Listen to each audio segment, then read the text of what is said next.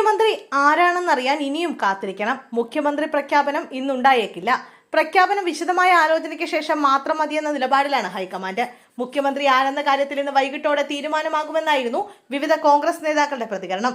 നേരത്തെ കഴിഞ്ഞ ദിവസം നടന്ന മണിക്കൂറുകൾ നീണ്ടുനിന്ന ചർച്ചയ്ക്ക് ശേഷവും മുഖ്യമന്ത്രി സ്ഥാനത്തേക്ക് അന്തിമ തീരുമാനമെടുക്കാൻ നേതൃത്വത്തിന് സാധിച്ചിരുന്നില്ല. ഘടകകക്ഷികളുമായി ആശയവിനിമയം നടത്തിയ ശേഷമായിരിക്കും അടുത്ത പ്രഖ്യാപനം ഉണ്ടാവുക.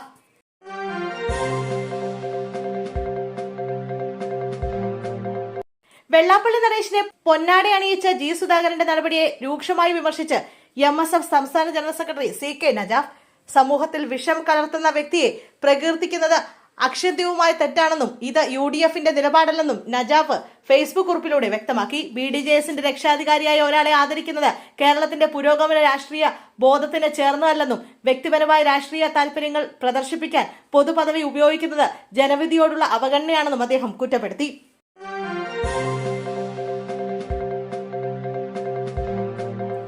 പ്രതിപക്ഷ നേതാവ് പദവി എന്ന ആവശ്യത്തിൽ നിന്നും വിട്ടുവീഴ്ചയില്ലെന്ന് CPI സംസ്ഥാന സെക്രട്ടറി ബിനോയ് വിശ്വം. സാങ്കേതികമായ തടസ്സങ്ങൾ പ്രശ്നമല്ലെന്ന് ബിനോയ് വിശ്വം പറഞ്ഞു. തെരഞ്ഞെടുപ്പ് തോൽവി ജനങ്ങളുടെ മുന്നറിയിപ്പാണെന്നും ബിനോയ് വിശ്വം പറഞ്ഞു. പിഴവുകൾ തിരിച്ചു വന്നേ മതിയാകൂ. വ്യക്തിപൂജ ഉണ്ടായിട്ടുണ്ടെങ്കിൽ വലിയ പിഴവ്. ചരിത്രത്തിൽ നിന്ന് പാർട്ടി പഠിച്ച പാഠമാണിത്. ഞാൻ മാറണമെന്ന് ഫേസ്ബുക്കിൽ ചിലർ പറഞ്ഞതുകൊണ്ട് കാര്യമില്ല. കമ്മ്യൂണിസ്റ്റ് പാർട്ടിയുടെ രീതി അതല്ല. പാർട്ടിയിൽ നേതൃമാറ്റ ആവശ്യം ഉയർന്നിട്ടില്ല. പ്രതിപക്ഷ നേതാവ് ആരാണെന്ന് CPIM തീരുമാനിക്കട്ടെ, ബിനോയ് വിശ്വം പറഞ്ഞു.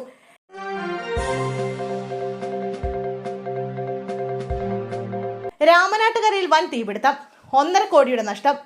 കോഴിക്കോട് രാമനാട്ടുകരയിൽ ഏഷ്യൻ പെയിന്റ്സ് ഔട്ട്ലെറ്റ് കത്തിയമർന്നു. ഞായറാഴ്ച ഉച്ചയോടെ ഉണ്ടായ അപകടത്തിൽ 1.5 കോടി രൂപയുടെ പെയിന്റ് ശേഖരവും 9.5 ലക്ഷത്തോളം രൂപയുടെ കറൻസിയും പൂർണ്ണമായി നശിച്ചു. ബാങ്ക് അവധിയായതിനാൽ കടയിൽ സൂക്ഷിച്ച പണമാണ് ചാമ്പലായത്. തീ ഉയരുന്നതായി സമീപത്തെ കടക്കാരാണ് ആദ്യം കണ്ടത്. ഉടൻ അഗ്നിരക്ഷാ സേനയെ വിവരമറിയിച്ചു. ഫയർഫോഴ്സിന്റെ 4 യൂണിറ്റുകൾ 1 മണിക്കൂർ പരിശ്രമിച്ചാണ് തീ നിയന്ത്രണ വിധേയമാക്കിയത്.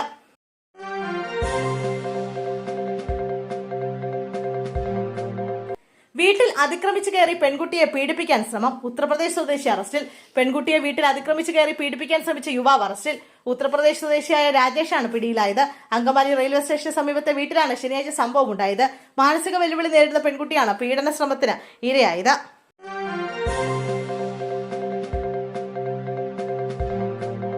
മലപ്പുറം ജില്ല വിഭജിക്കണമെന്ന Tirur sub collector Dileep K Kainikkara സാമൂഹ്യ മാധ്യമത്തിലാണ് സബ് കളക്ടർ അഭിപ്രായം പങ്കുവച്ചത്. വിഷയം പുതിയ സർക്കാർ വരുമ്പോൾ പരിഗണിക്കുമെന്നും ഭരണപരമായ കാര്യങ്ങളിലും പൊതുസൗകര്യത്തിലും ഉണ്ടാകുന്ന പുരോഗതിക്കുള്ള നിക്ഷേപമായി ഇതിനെ കാണണമെന്നും കുറിപ്പിൽ പറയുന്നു. ജില്ലയുടെ വിഭജനത്തെക്കുറിച്ച് പലപ്പോഴും പ്രപ്പോസൽ അയച്ചിട്ടുണ്ടെന്നും പോസ്റ്റിലുണ്ട്. തന്റെ വ്യക്തിപരമായ അഭിപ്രായങ്ങൾ പങ്കുവച്ചുകൊണ്ടുള്ള വിഷ് ലിസ്റ്റിലാണ് അദ്ദേഹം ഇക്കാര്യം വ്യക്തമാക്കിയത്.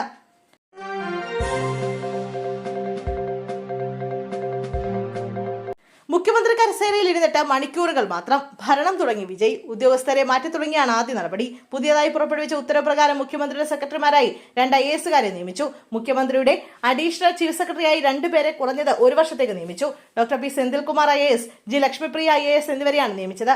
ആരോഗ്യ കുടുംബക്ഷേമ വകുപ്പ് അഡീഷണൽ ചീഫ് സെക്രട്ടറിയായിരുന്നു സെന്തിൽകുമാർ.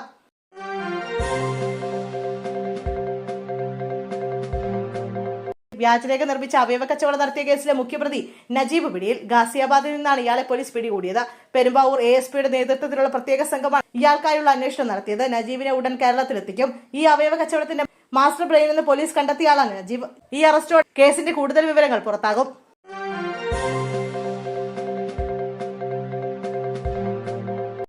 VD സതീശനെ മുഖ്യമന്ത്രിയാക്കാൻ വേറിട്ട രീതിയുമായി കോൺഗ്രസ് പ്രവർത്തകൻ.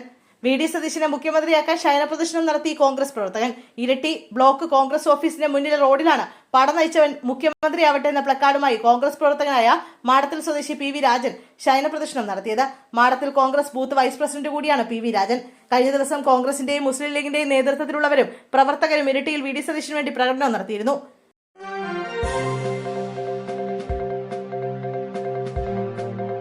മുതിർന്ന കോൺഗ്രസ് നേതാവും മുഖ്യമന്ത്രിയുമായ D സുധാകർ അന്തരിച്ചു. സ്വകാര്യ ആശുപത്രി ഇന്ന് പുലർച്ചെയാണ് അന്ത്യം. ഇലക്ട്രോണിക് സിറ്റിയിലെ സ്വകാര്യ ആശുപത്രി ചികിത്സയിലായിരുന്നു. പ്ലാനിംഗ് ആൻഡ് സ്റ്റാറ്റിസ്റ്റിക് വകുപ്പുകളാണ് D സുധാകർ കൈകാര്യം ചെയ്തിരുന്നത്. ഹരിയൂർ നിയോജക മണ്ഡലത്തിൽ നിന്നുള്ള MLA ആണ് മരിച്ച D സുധാകർ.